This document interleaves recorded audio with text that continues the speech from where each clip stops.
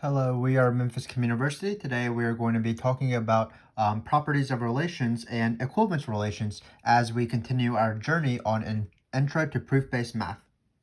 So if you watched our last video was an intro on relations. And remember what a relation is a relation R is on a set A is a subset of A times A, or the Cartesian product of A with itself. And the relation holds for a pair of points, or x comma y, if x comma y is in R. So the relation holds on a pair of elements x, y if x comma y is in R. So in this video, what we're going to do is we are going to go beyond that. Instead of in our first video where we talked about how to diagram relations and how to go from diagrams to relations, and also thinking a little bit theoretically about relations, we're now going to talk about specific properties of relations. So the three properties are going to be reflexive, symmetric, and transitive. And then once we practice those, we will talk about special relations, which are called equivalence relations. And equivalence relations are relations that have all three of these properties. So let's first talk about each of these properties. So R is reflexive if x are x for every x in A. So that means for every single element in A, x comma x is in the relation. R is symmetric, a little bit different. What it says is if x are y, then y are x for every x. There should be for every x, y, and A. So basically what this means is that if x comma y is in R, if x comma y is in the relation, that must mean that y comma x has to be in the relation as well. And then we have transitive. So transitive is sort of like, or it's not sort of, but it's exactly like the transitive that you might be used to. Like if A is equal to B and B is equal to C, then A is equal to C. So that's what it is for a relation as well. So if x are y and y are x, that's implied that x are z. So what that means in terms of points and coordinates, that means that if x comma y and y comma z, that means that you're guaranteed the third point x comma z is in R. So if x comma y and y comma z are in R, that means that x comma z is automatically guaranteed to be in R. So basically what that says is you have these 2 points, you're sort of smushing them together, and you're going to be guaranteed that third point is in the relation. So keep in mind in transitive, you need the second coordinate of the first point and the first coordinate of the second point to be equal in order to test transitive. You can't test transitive on every single pair of points. So let me just verbally say a few examples of reflexive, symmetric, and transitive. So for example, if you're thinking about a relation where on the integers, where the relation holds if two integers have the same parity or are both even or both odd, that's going to be all reflexive, symmetric, and transitive. So for example, 2 comma 4, or sorry, let's do reflexive first. So it's 2 comma 2. Why does that hold in the R that we gave? Because 2 has the same parity with itself. Any integer has the same parity with itself. So why is symmetric hold? Well, if x comma y is in R, that means that x and y have the same parity. So obviously, if you switch the points and you just think of that as y and x, well, y and x will still have the same parity. So that's why that holds. And then transitive, well, transitive, if x and y have the same parity and y and z have the same parity, that must mean that x and z have the same parity. So that's why that relation that we mentioned, same parity, holds for transitive. If you want some examples of counterexamples, sometimes counterexamples are better than examples because counterexamples sort of enlighten you on a certain property in a different sort of way. So if you take, for example, less than, well, 1 is not less than 1. So 1 comma 1 is not in the relation of less than. So that relation, less than, is not reflexive. Same thing with symmetric. For example, if you have 1 less than 2, well, if you flip those points around, 2 is not less than 1. So 1 comma 2 being in R did not guarantee that 2 comma 1 was in R. So that relation, less than, is not symmetric. And then finally, transitive. Less than actually is transitive because if you have a number less than a middle number and that middle number is less than a bigger number, your smaller number will be less than the bigger number. So that's going to be transitive. So if you want to see a counterexample of transitive, let's just go for this first example that we explicitly wrote out. So what we have here is we have some sort of relation right here. It consists of 5 points. So remember that relations are subsets of A times A. So that's why all the elements look like points with 2 coordinates. And what we're going to examine is this relation on the set A, and what we're going to try to show is, or try to determine whether R is reflexive, symmetric, and transitive. And not to give away the game, but R is not going to be any of these three things, and we'll see why. So let's start off with R reflexive. So R reflexive. So what does reflexive mean? What it means is that for any single element in A, that element, comma, that element is in R. So there's 3 elements, so that means we should have 3 points where the first coordinate and the second coordinate are equal. So this is not reflexive. Because notice that A, comma, A is in R. That's great. B, comma, B is in R, but not C, comma, C. In order to be reflexive, C, comma, C would have to be in R. Every single element, comma, every single that same element has to be in R. So C and C is not in R, and that makes this relation not reflexive. So that's pretty easy. Let's go with symmetric. So symmetric is a little bit different than reflexive, of course, because what you do is, it's not symmetric, but what you do is you have to look at various points, and you have to look at the point that's guaranteed to be in the relation if that first point was in the relation. So basically what it is if x comma y is in the relation, we have to make sure that when you swap the points, y comma x will also be in the relation. So in this case, a comma a is not very interesting because when you swap the points, obviously you get a comma a, so it's definitely going to be in the relation. Same with b. But here, let's take this guy right here. Because a comma c is in the relation, that must mean that c comma a is in the relation, and that's great because c comma a is in the relation. So now we are going to consider c comma a. So if c comma a is in the relation, we need to swap the points and make sure that that's in the relation. Well, it is because it's a comma c. This is the thing that breaks it, because notice if a comma b is in the relation, what symmetric would guarantee is that if you swap the points, b comma a would be in the relation, and it is not. So why is this not symmetric? Because a comma b, right here, hopefully you can see that, a comma b is in R, but b comma a is not in R. So that breaks the relation, being symmetric. Same thing with transitive. What you have to do is, similar to symmetric, is that you have to consider points that are already in the relation, and those points being in the relation guarantees that the other points are in the relation. So in this case, we're going to do not transitive. So it is not transitive. Sorry to ruin the surprise again. Or for symmetric, what you do is you go each point by point, swap the points, and see if it's in the relation. But remember that you're not transitive is a little bit different because A, it requires 2 points, and you see if a third point is guaranteed in the relation. Secondly, you can't do it on every single pair of points. You need the second coordinate of the first point and the first coordinate of the second point to match. So for example, let's look at these 2 points right here. You can't even test whether this relation is transitive because the conditions of transitive doesn't apply here because the second coordinate of the first point is B, the first coordinate of the second point is A, so you can't really combine them because B and A aren't equal. You could actually use transitive on this. So let's test transitive on this. And why can we test transitive on this? Well, because C, the second point of the first coordinate is C, the first point of the second coordinate is also C, so you can test transitive because they match. So what would these 2 points guarantee?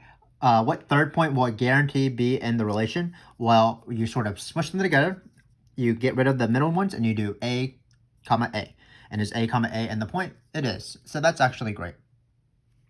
So that holds, the transitive property holds for these this pair of points, but for R, it has to hold for every single possible pair of points that satisfies these conditions. So we're actually going to be looking at this guy right here. So notice, if it was transitive, we can apply transitive to this pair of points because A is an A match.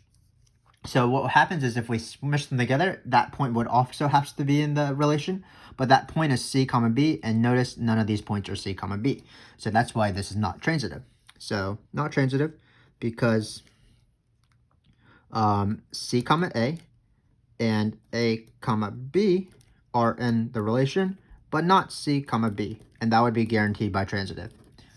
So that's transitive. So hopefully you have a better sense after this example and after we verbally did those previous examples of what reflexive and symmetric and transitive are. We will have another concrete example, but for now we are going to go in a general case. So what we're going to do is we're going to suppose that R is symmetric and transitive on the set A, and we have this special element A where A are X for each X and A. So for every single element in A are X. And what we're going to try to do is we're going to prove that R is reflexive. So what is the property of this element right here in terms of this sentence? Well, it just means that A is related to every single other element of the set.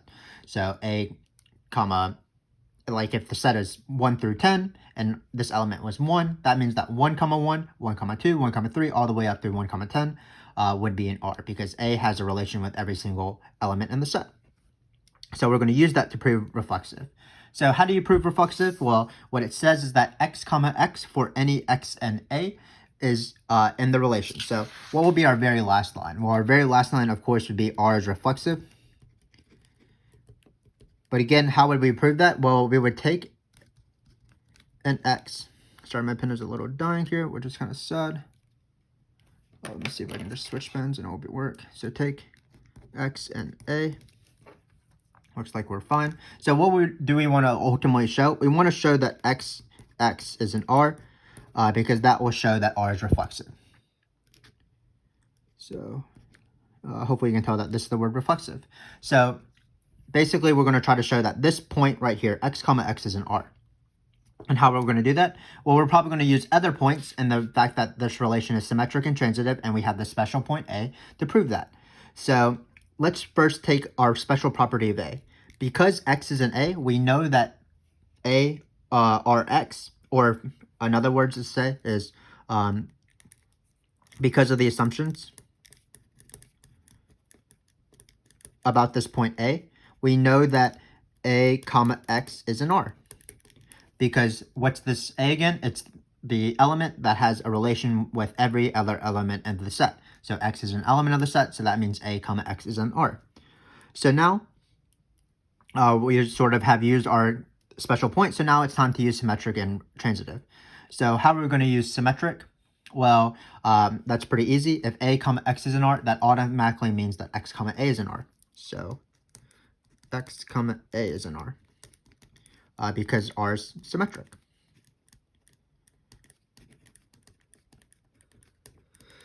So now we only have left to do is to use transitive.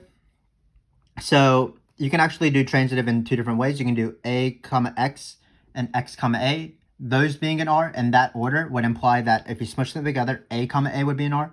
We actually already knew that because A is an element of A, of course.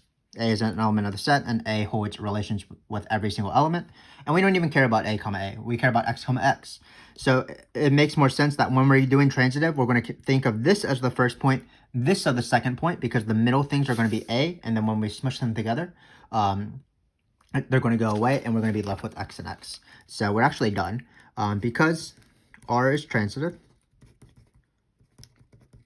that means that because these 2 points, we're going to write it as X, A, and A, X are an R.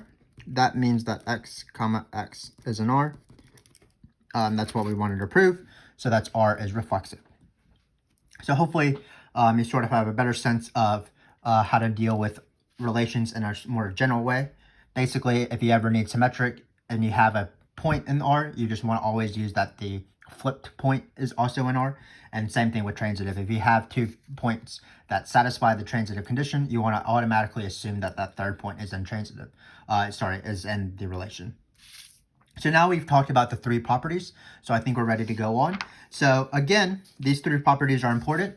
And if you have all 3 properties, what happens is that the relation is what it's called. It's called an equivalence relation. So an equivalence relation is a relation that is all 3 properties: symmetric, transitive, and reflexive. And why equivalence relations are important, we're going to cover that a little bit in the next video. But for now, why are they important? It's because that they sort of partition the set into different classes, and we call those equivalence classes. So how do we denote this? We have this equivalence class called of an element. So this should say for any element A of A. The equivalence class containing this element A, which is denoted with brackets, or like closed interval brackets, is the subset, this right here. And basically, what is the subset? It's all the elements of A, the set, that relate to the element that you picked. So the equivalence class of an element is all the elements that have the relationship with, or the relation with that element. And keep in mind that it's symmetric, so if x comma a, then a comma x, of course. And another thing is that it's reflexive, so that means that that element will be inside its own equivalence class, because the element will have the relation with itself. So hopefully that makes sense. Again, an equivalence class has these three conditions, and then you look at all the elements. You just choose an arbitrary element. We're going to call it A. You look at all the elements, the other elements, including A, of the set, and you see which ones have the relation with A. You sort of group them all together, and you call that the equivalence class. So what we're going to do today is we're going to take this guy right here, this concrete example, and we're going to prove that first that R is an equivalence relation, and then we're going to sort of describe this relation's equivalence classes. So what is this relation? This relation is the relation on the integers. So all of our elements of R are, of course, going to be x comma y, where the x comma y are both integers. And then how does the relation hold on an integer, on a pair of integers? It's if 9 times the first element minus 7 times the second element is even. So let's first prove that R is an equivalence relation. Again, we would need to prove that it's reflexive, symmetric, and transitive. So let's do it in that order right there. So so we want to first prove that R is reflexive. Hopefully we'll have enough space. So R is reflexive. Well, what we need to do is we need to take an x in our set, which is the integers, and what we want to do is we want to prove that x comma x is an R. In order to do that, we need to examine 9x minus 7y in the context of this question and this property, and we want to show that it's even. So note, well, when you have x comma x, what will be the relation 9x minus 7x? That's the thing we're going to look at, and we're going to hope that that's even. Note 9x minus 7x. Well, that's just 2x, and that's great. That's 2 times an integer, so this is definitely even. Note 9x minus 7x equals 2x, which is even, because x is an integer. So it's 2 times an integer. So this thing right here, 9x minus 7x is even. That means that, so x comma x is an R. So we have proven that it's symmetric, which is, not symmetric, sorry, reflexive. Reflexive is pretty easy in this case. We just showed that for any arbitrary element, if you do this sort of formula, it holds. So now we are going to do symmetric, which will be quite a bit harder. So remember what symmetric says is you take x and y in the integers where x, y is an R. And what you want to prove is that y comma x is an R. Or another way to say that is you are assuming that x are y, and you want to prove that y are x. So let's start. What does it mean for x comma y to be an R? Well, that's going to be that 9x minus 7y is even. So note, which means 9x. So 9x minus 7y is even. What does it mean to be even? That means that 9x minus 7y is equal to 2 times an integer, where n is an integer. So what do we ultimately want to prove? Again, we ultimately want to prove that y comma x is an R, and in order to prove that, we need to show that it holds the relation, and this is the relation. So what we would want to show eventually is that 9y minus 7x is equal to 2 times an integer, which would show that y comma x is an R. So let's do that. So how do we go from 9x minus 7y to 9y minus 7x? Well, we're probably just going to algebraically manipulate this equation. So notice what we can do is we can subtract off 16x from both sides of the equation. So it'll become 9x minus 16x, that'll be negative 7x. And then we can add 16y, so it'll be negative 7y plus 16y, that'll be 9y. And we will be able to arrive from this left side of the equation, manipulate it to get this right side. So let's do that. So we're going to have 9x minus 7y. Then we are going to subtract off 16x, as we said, add 16y as well. You can't arbitrarily do to one side and do whatever you want to one side, you have to do it to the other side, of course. So it's going to be 2n minus 16x plus 16y. So this side is exactly what we want. It's 9y minus 7x. And now let's express this as 2 times an integer, because that's our goal, because we want to show it's even. So that's going to be this. We can factor out at 2. So notice we have shown that 9y minus 7x is equal to 2 times an integer. Keep in mind that this is an integer. So note n minus 8x plus 8y is an integer, because x and y are integer, and so is n. So that means that we have proven that 9y minus x is even. So we can sort of go to this part right here. 9y minus 7x is even. And that proves symmetric, because we have proven that y comma x is an R. So hopefully that made sense. Again, we assume that the relation held for xy, meaning that x comma y is an R, meaning that 9x minus 7y is even. Using that fact, we were able to prove that y comma x is an R. And how did we prove that? We proved that 9y minus 7x is even, because it's always the first coordinate times 9 minus the second coordinate times 7. So in order to do that, we did some sort of algebraic trick where we manipulated equations. So that is symmetric. And we're going to do a very similar thing for transitive, but unfortunately I have run out of room. If you've noticed, we've already arrived at the second question. So I'm going to get out another sheet of paper. We have high technology on our channel, multiple sheets of paper. So give me 1 second, let me fold one. And we're going to do this now. So in this case, we are going to do transitive now. So R is transitive. And we're going to try to prove transitive for this relation right here. 9x minus 7y is even. So how do you do transitive? What you do is you assume that xy and yz is in the relation. And what you want to show eventually is that x comma z is in the relation. So let's first manipulate this, and let's just apply definitions. So if xy is in the relation, that means the relation holds on xy, which means 9x minus 7y is even. So 9x minus 7y is even. And also, we can just move ahead. Also, because what the relation holds on y comma z, that means that 9y minus 7z is also even. So this thing and 9y minus 7z are both even. And of course, we're going to immediately apply the definition of even. So we're thus 9x minus 7y is equal to 2 times an integer, and 9y minus 7c is 2 times another integer. They could be equal, they could be not equal, so we're going to use different letters, 2m being integers.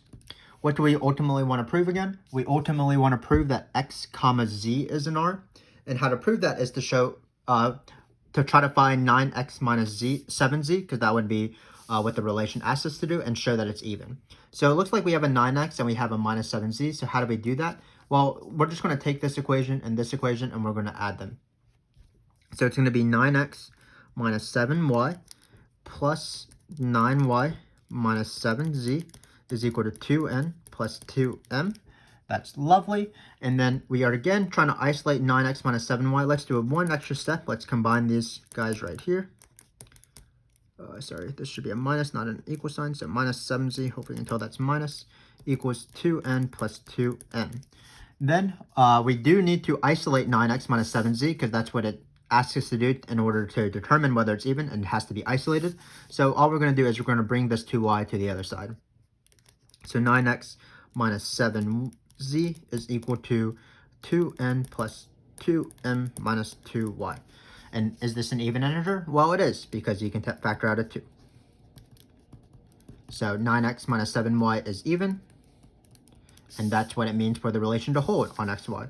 So xy, or xc, sorry, is in the relation. And so this is transitive. So hopefully this concrete example of reflexive, symmetric, and transitive made sense. And you have a better grasp on, excuse me, relative, reflexive, symmetric, and transitive. So now what we need to do is we need to determine the equivalence classes of R. So basically what we're going to do is we are not going to prove this rigorously, but we're going to just take an arbitrary element. And remember, what is the equivalent class of that element? Let's just take 0, for example. what's the equivalence class containing 0? Well, it's going to be all the elements that has the relation with 0. So in this case, we're going to take 0, and what is this going to be? This is all the points 0 comma y, where 9 times 0 minus 7 times y is in the relation, or is even. Because again, it's all the elements that have the relationship with, or the relation with 0. Well, 9 times 0 is, of course, 0. So you're only left with minus 7y. So these are all the points where 0y, all the points 0 comma y. Sorry, it's better. This is not as precise as I want it to be. It's all the points y, where 9 times 0 minus 7y is even, because the equivalence class, it contains other integers. So this is going to be all the elements y, where 9 times 0 minus 7y is even. That's the same thing as saying that minus 7y is even. And that's the same thing as saying y is even.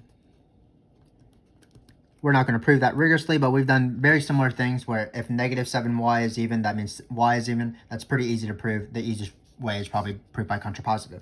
So again, what are the elements of this equivalence class? What have we shown? The equivalence class of 0 is going to be all the even integers.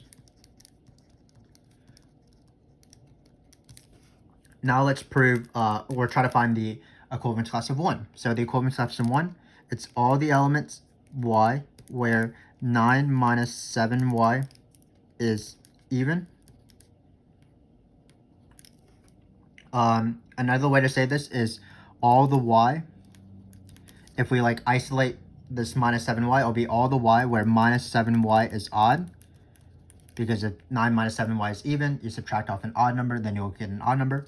And similarly to this, this is going to imply, which you can prove by positive or contradiction, y is going to be even. Odd, sorry. If negative 7y is odd, that means y is odd. For example, negative 21 is odd because negative 7 times 3 is odd, so 3 is odd. Again, you can prove that by contrapositive. So what is the equivalence class of 1? That's more important. It's going to be all the odd integers. So this is a little bit of a preview of the next video, because the next video will be on equivalence classes and equivalence relations. But these are the only two equivalence classes. If you notice, the equivalence class of 1 is the same thing as the equivalence class of 3. And why does that all hold? It's because the equivalence relation has both symmetric, transitive, and reflexive. So this is an example where we have an infinite set, the integers, but we have a relation that only has two equivalence classes. So the equivalence classes doesn't have to be infinite. You don't have to break up and partition things of an infinite set into infinite subsets or infinite classes. Here we just broke it up into two classes, even integers and odd integers. So again, if you want, you can be on the lookout for that video where we talk about equivalence classes and partitions. But more importantly for this one, because this one was on the properties of relations, sort of focus on what does reflexive mean, what does symmetric mean, and what is transitive. So we have one last question, because sometimes you have two equivalence relations and you want to see if you can form other equivalence relations.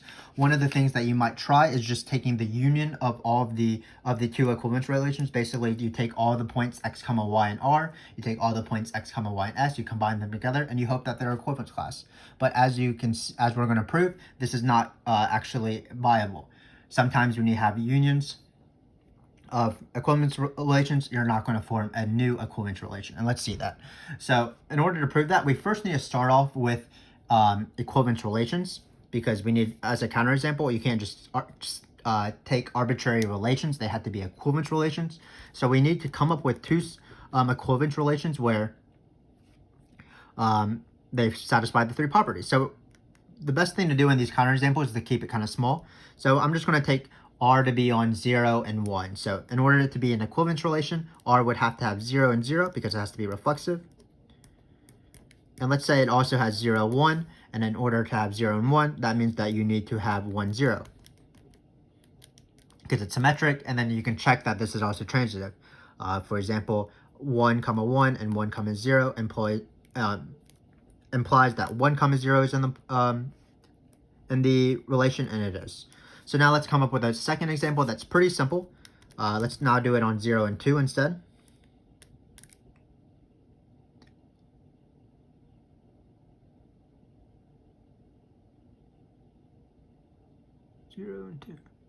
Oh, sorry, it has to be on the same set. So A is equal to, let's say 0, 1, and 2. So we have to add another element to the set. We have to add 2, 2 in order to fulfill that this is a set. But now it's still a relation because it still holds symmetric and transitive because there's no elements but 2. So this is still a relation. So now let's come up with another set for S. So it's going to be a very similar thing. We still need the 3 points that have the same coordinates because that's the reflexive part. And instead of 0, 1, and 1, 0, let's do 0, 2, and 2, 0. Great.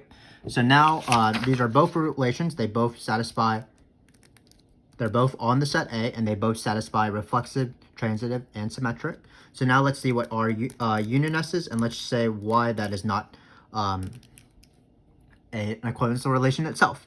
So what is our union S? Well, it's any element in either one. So it's going to be 0, 0, 1, 1, 2, 2, and then it's going to be 0, 1, 1, 0, and then 0, 2, 2, 0. So why is this not an equivalence relation? It probably breaks, not reflexive because it is reflexive, not symmetric because it is symmetric. It probably breaks transitive. Once you add all these points together, you're probably coming up with combinations or pairs of points where that third point that is needed to be in the relation is not going to be in there. So for example, the one I'm looking at is combining these 2 points, for example. So note 1 comma 0 is in RUS or R union S, and 0 comma 2 is also in the union of R and S. But when you would want that 1 comma 2, when you smush them together, the 0 is going to disappear. So you would want 1 comma 2 to also be in R union S, but you can tell that 1 comma 2 is not in there. But 1 comma 2 is not in R union S. So that means R union S, even if R and S are both equivalence relations, that means that R union S is not an equivalence relation. So hopefully this video made sense. It was quite long because these equivalence relations and also these properties are a little bit hard to grasp. Hopefully you have a better sense of how they work because we did some concrete examples, we did some theoretical examples, and we had this long one where we proved that this relation is both, or holds all 3 relations, all 3 properties: symmetric, reflexive, and transitive. Then we briefly talked about equivalence classes, but if you want to see more stuff about equivalence classes and the relationship with partitions of a set, please check out our next video because that will be what our next video's subject will be. But until then, thanks again for watching, and I hope you have a good night if that's when you're watching.